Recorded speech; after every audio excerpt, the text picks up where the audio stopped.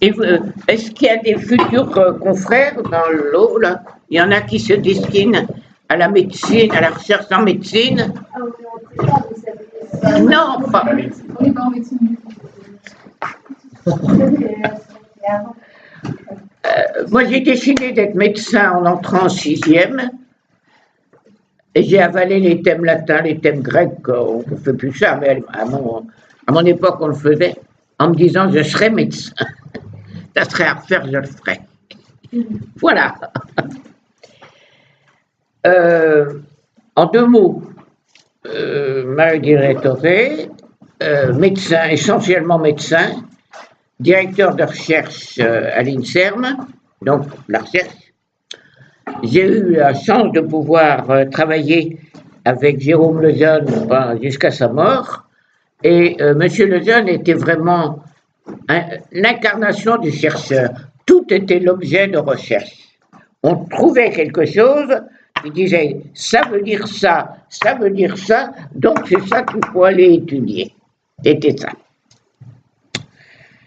Si certains d'entre vous, vous imaginez des carrières de recherche dans n'importe quel domaine, je vous assure que vous ne regretterez pas. Voilà. Donc je suis essentiellement médecin. Je dois dire que c'est la Providence qui m'a confié toute cette population d'enfants handicapés. Je n'y avais jamais pensé. Et c'est vraiment la Providence, je n'y suis absolument pour rien. Mais je ne regrette pas. Mais c'est la Providence. Alors, si vous voulez bien, avant de vous donner la parole, je vais vous dire quelques mots. D'abord, la fécondité, la procréation, c'est une alliance. C'est la première alliance de Dieu avec l'homme. Une alliance fondamentale, qui est d'abord une bénédiction de Dieu, et tout ce qui touche à la procréation, contrairement à ce qu'on nous raconte, ne révèle pas seulement de la morale, mais surtout du sacré. Tout ce qui touche à la procréation relève du sacré. Le respect de tout ce qui entoure la fécondité et la procréation n'est pas simplement une écologie, une morale, mais c'est véritablement un acte de foi, car c'est reconnaître Dieu le Créateur et accepter d'être simplement, humblement, des ministres du dessein de Dieu, c'est-à-dire de la procréation. Pour le généticien, comme disait M. Lejeune, je ne sais pas si vous l'avez imaginé déjà, il est très remarquable que nous employons le même mot pour définir une idée qui nous vient à l'esprit et un nouvel être humain qui vient à la vie. Nous n'avons qu'un seul mot, la conception. On conçoit une idée, on conçoit un enfant. La génétique dit que nous n'avons pas tort d'employer le même mot. Qu'est-ce que c'est que la conception finalement? C'est réellement l'information inscrite dans de la matière, si bien que cette matière n'est plus matière, mais devient un homme nouveau. Et cette matière, c'est la molécule d'ADN, d'acide désoxyribonucléique. Et comment s'est bâtie la molécule d'ADN? C'est une échelle. C'est une échelle avec des barreaux. Vous savez très probablement que dans chacune de nos cellules, ça mesure 1 mètre de long. Et nos cellules sont microscopiques. En toute simplicité. Cette molécule d'ADN, c'est donc une échelle. Et pour nous croyants, vous avez lu la Bible est-ce que ça ne vous évoque pas une échelle, un songe, hein? L'échelle de Jacob. C'était celle de Jacob qui était enracinée dans la terre et qui allait jusqu'au ciel et sur laquelle il y avait des anges merveilleux qui montaient, qui descendaient, qui chantaient, et puis il y en avait des affreux qui voulaient abîmer cette échelle et couper cette relation entre Dieu et l'homme. Eh bien, c'est effectivement ce qui arrive avec la molécule d'ADN. Cette molécule d'ADN qui contient, que nous possédons tous, qui fait de nous des êtres uniques et donc irremplaçables, qui mesure 1 mètre de long dans chacune de nos cellules, tous les 7 millièmes de millimètre, il y a une unité, et chaque unité a 64 manières d'être. Alors si ce soir vous avez des difficultés à vous endormir, calculez la probabilité de rencontrer demain dans le métro quelqu'un identique à vous. Vous me téléphonerez et on en parlera si vous voulez bien. Donc cette molécule d'ADN, c'est l'échelle de Jacob, enracinée dans la terre et dont l'extrémité arrive au ciel.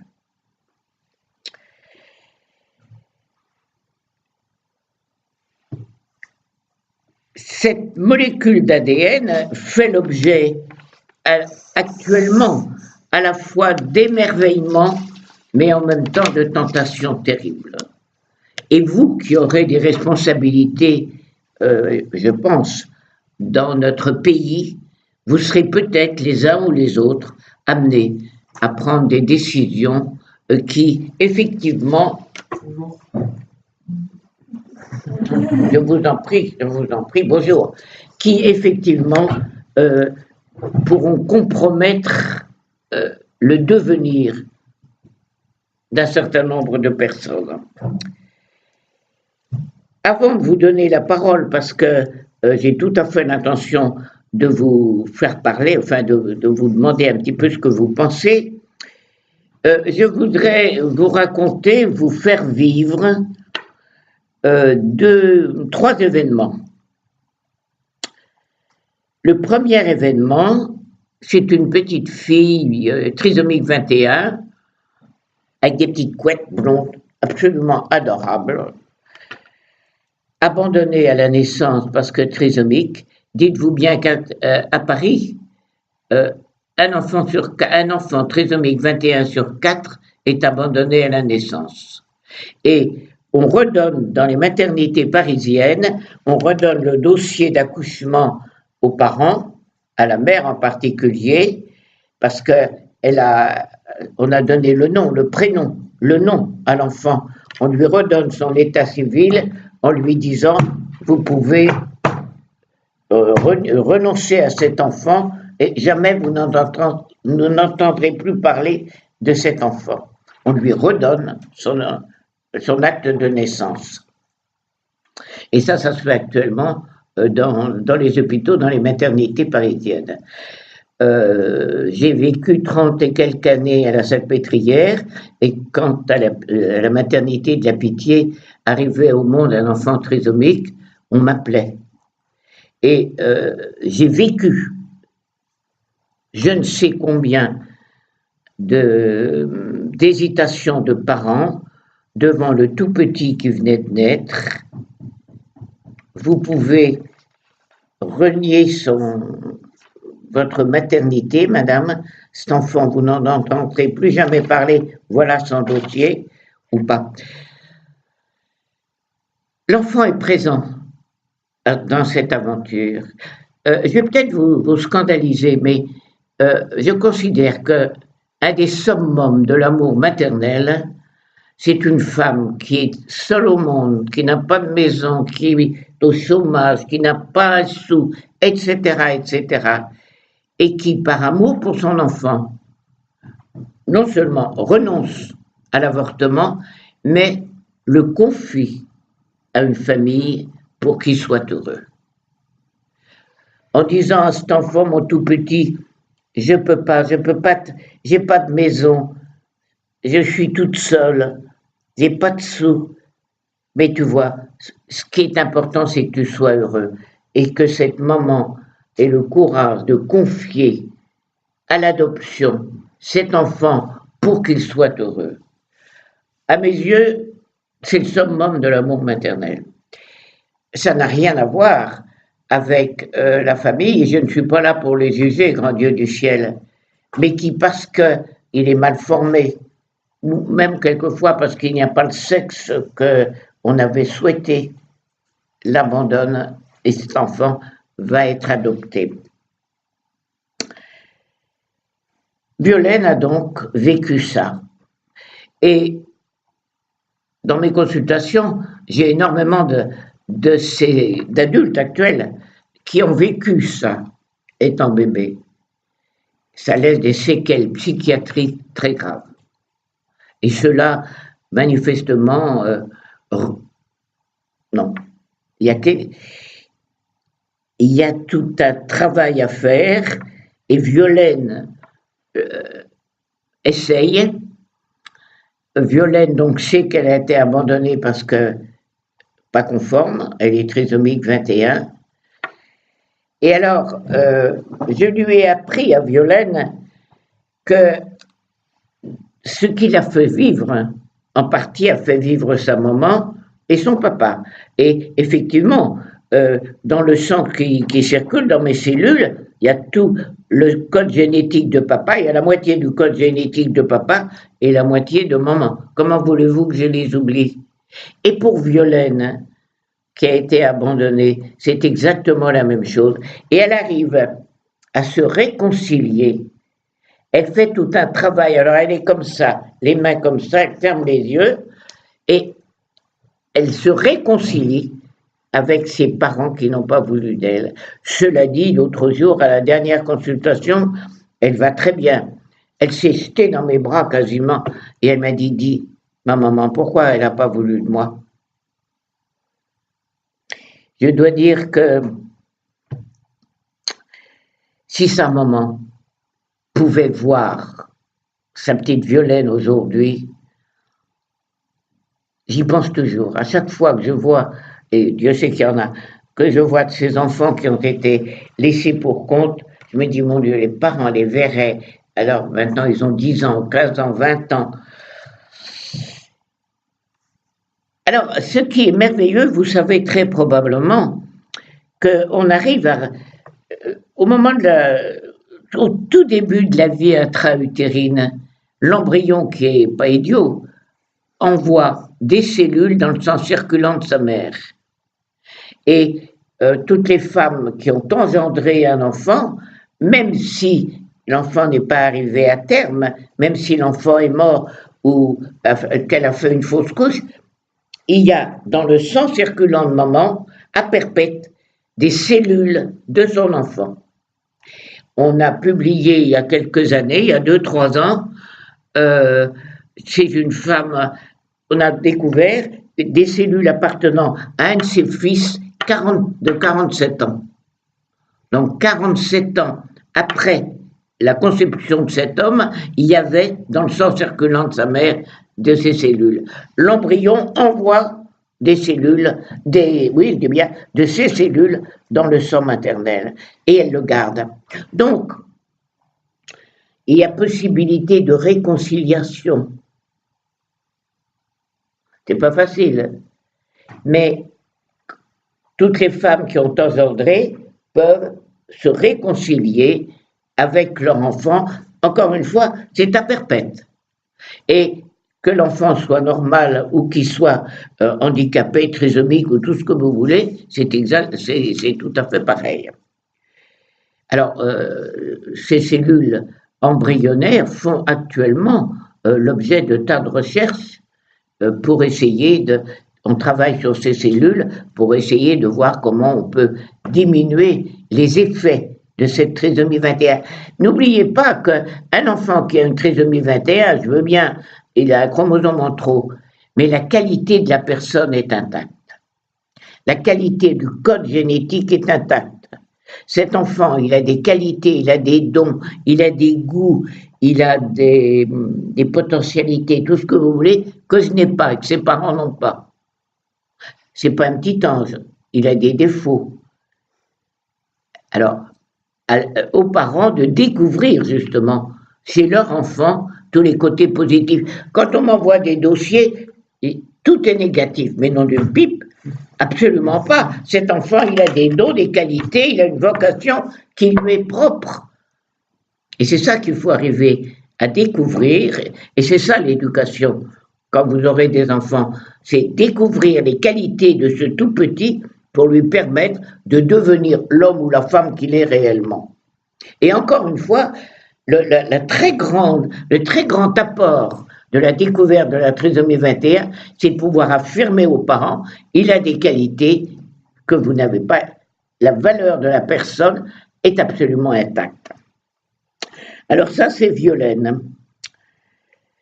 Claire a été abandonnée, elle aussi, parce que trisomique 21. Claire, trisomique 21, a une leucémie. Elle a guéri de sa leucémie. Elle est allée se reposer, se refaire la santé dans le midi de la France, et en remontant, ils sont passés par Amiens, là où elle est née. Et Claire a dit à ses parents adoptifs, je veux voir la maison où la dame m'a donné à toi. Elle sait qu'elle a été abandonnée, qu'elle a été adoptée. Je veux voir la maison où la dame m'a donné à toi. Alors, les parents ont dit, ben c'est là-bas, ils montraient l'hôpital. Ah, c'est là-bas que la dame m'a donné à toi. Elle s'arrête, elle est trisomique, Claire, jusqu'au tronc, vraiment. Elle s'arrête et puis elle dit, mais quand est-ce qu'elle a vraiment commencé, Claire? Dit-elle à ses parents. Quand est-ce qu'elle a vraiment commencé? Alors les parents lui réexpliquent l'histoire de la conception, de la fécondation, et on prend le jour de la naissance. Ah non, c'est pas le jour de la naissance. Non, quand est-ce que Claire, elle a vraiment commencé? Là, c'est le jour de la naissance, c'est le jour où la dame m'a donné à toi. Mais le jour de la conception, alors les parents lui ont dit, ben, tu comptes 9 mois avant. Ah, ça, c'est le jour où Claire a commencé. Alors maintenant, Claire, elle a deux fêtes.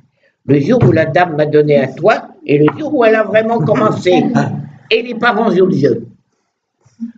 Vous n'avez pas 2 anniversaires ou 2 fêtes à 9 mois d'intervalle. Il faut être clair. Il faut être clair. Voilà. L'échelle de Jacob, je vous en ai parlé. Quand vous lirez maintenant dans la Bible l'échelle de Jacob, vous pensez à la molécule d'ADN. Et puis, il y a une autre chose, et ça sera mes derniers mots, le buisson ardent.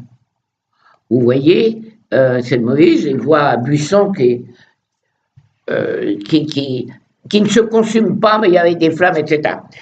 Ben, ce buisson ardent, ça se termine, la scène se termine par « Oui, Dieu était là, je ne le savais pas. » Ben, je vous demande de me croire. Je suis une femme, et comme beaucoup de femmes, j'ai horreur de la maladie, de la malformation. Et pour moi, c'est vraiment toujours une souffrance d'être devant ce tout petit qui est mal formé, qui a telle et telle anomalie, qui a telle et telle maladie, et je l'ai là, dans les bras.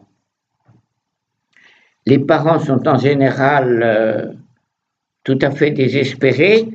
Jamais je n'oublierai ce papa, le poing sur la couveuse, comme ça, en me disant, Mademoiselle Rétoré, il y a des papas qui les tuent, ces enfants-là. La main sur la couveuse, comme ça. Moi, faible femme, j'étais à côté de ce monsieur. Il se jette dans mes bras, il fond en larmes. Du coup, je l'ai assis. Et c'est vrai, il y a des papas et des mamans qui les tuent, ces enfants. Quand je suis devant un tout petit qui est vraiment, qui a des malformations visible, difficile à regarder. Je me mets exprès à genoux et sous prétexte d'être à la hauteur du bébé.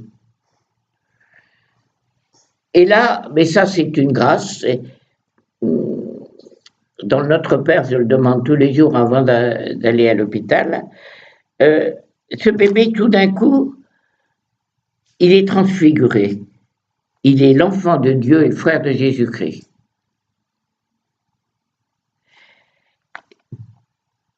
Curieusement, à ce moment-là, l'atmosphère de la consultation change.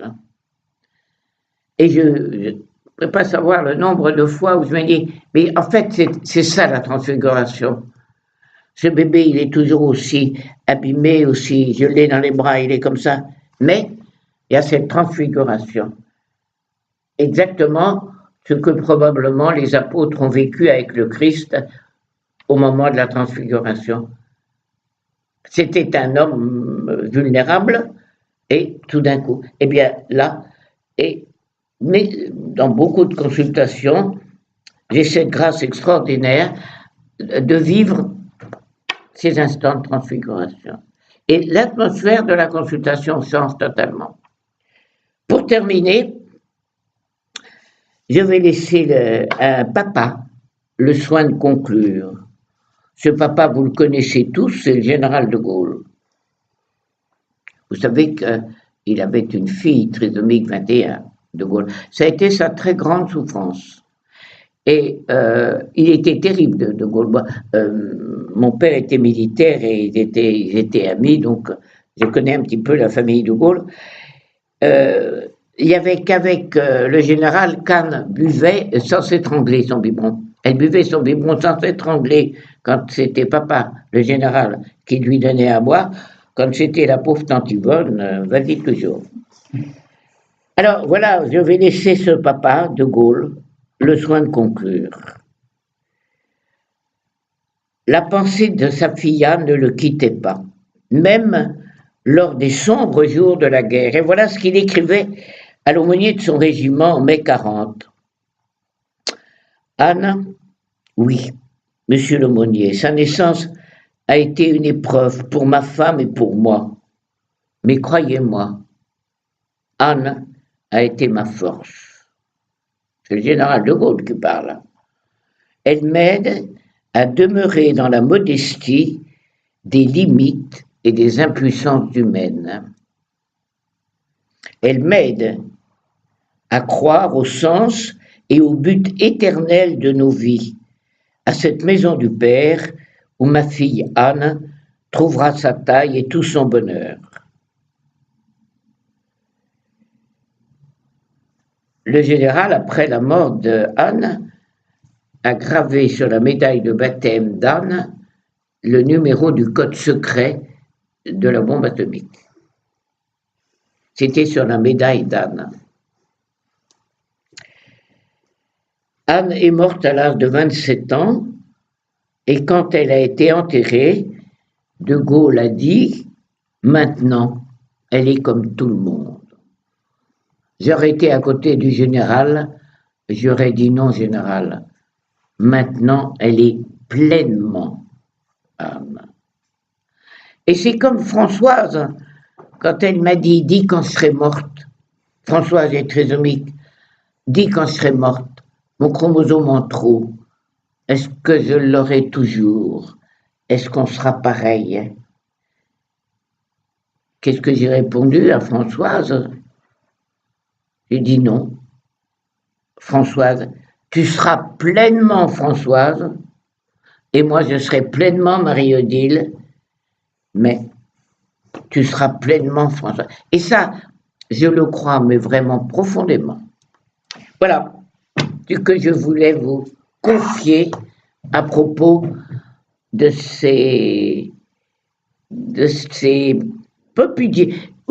parlez pas d'enfants, non. Maintenant, ils vivent une vie d'adulte. Les doyens de ma consultation ont 75 ans.